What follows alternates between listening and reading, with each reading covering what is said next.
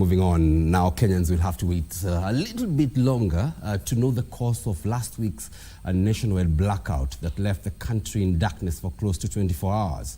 This is after Energy Cabinet Secretary Davis Chilchil told members of Parliament that the 15 engineers who are currently investigating the matter are yet to establish the cause or who could have been behind that particular blackout. And as Abdiaziz Hashim reports, the Cabinet Secretary says heads will roll within the energy sector, even as far as sanctioning the regulators that may have contributed to the power outage.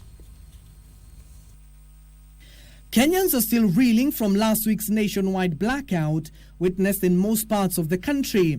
The outage caused confusion in major facilities like JKIA, public hospitals, and businesses that rely on power to operate. However, the relevant power producers and distributors under the Ministry of Energy are yet to establish the cause of the power outage if today's events are anything to go by.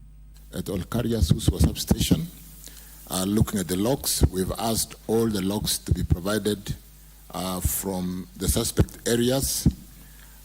We're looking at comparing the events and when they happened to be able to zero into what triggered the first event that caused the shutdown.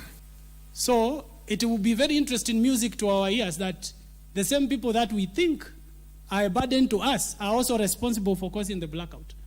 Speaking before the National Assembly's Energy Committee, the Energy Cabinet Secretary Davis Chilchil was hard-pressed to reveal the cause of the blackout and who was involved in the incident. Waziri, is it that through KPLC we have incompetent engineers? Because this brings a worry to me. We've got about 50 engineers working from Suswa together, from all the different plants. They work in their cohorts as Kengen, Ketraco.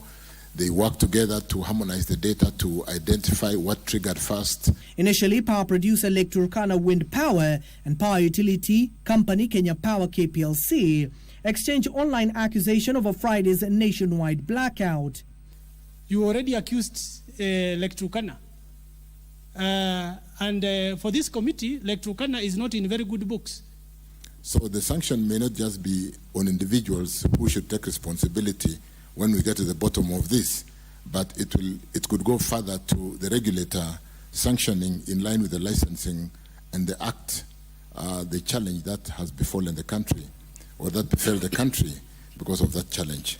This comes as Road and Transport Cabinet Secretary Kipchumba Murkomen fired Alex Gitari, the Managing Director of the Kenya Airports Authority, and Fred Odao, the General Manager of Project and Engineering Services, due to JKI's embarrassing power outage. The Watchdog Committee has tasked the Ministry of Energy to table a full report before them on the 13th of this month as Kenyans wait with bated breath to know what or who caused the nationwide blackout last week.